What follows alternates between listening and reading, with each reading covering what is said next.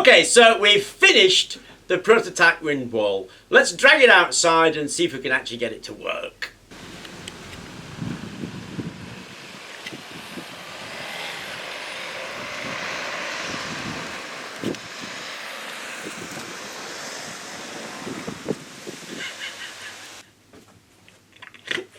Well, that was impressive all of its own. I mean, I've never seen anything do absolutely nothing before. Okay, there's going to be two reasons why that didn't work. One of them is a complete imbecile and built it badly.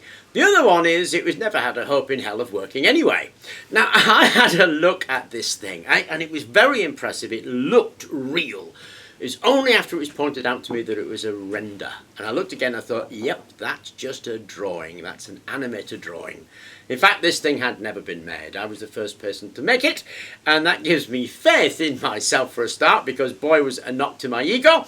And the other thing is it teaches me not to pay attention to drawings and have a look at things when they're real. However, I did really like the idea. I loved the idea. So I had a bit of a think about it, and I recast it like this. So this is still going to be lots of these.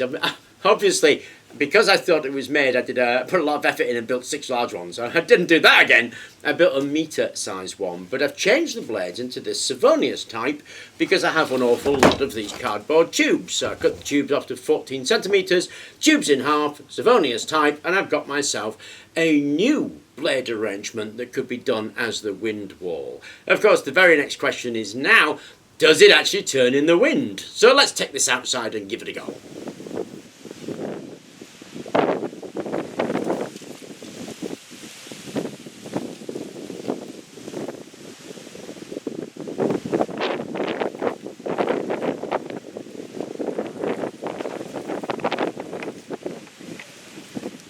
Here is the original design based on the drawing, and we've just tried that and found it.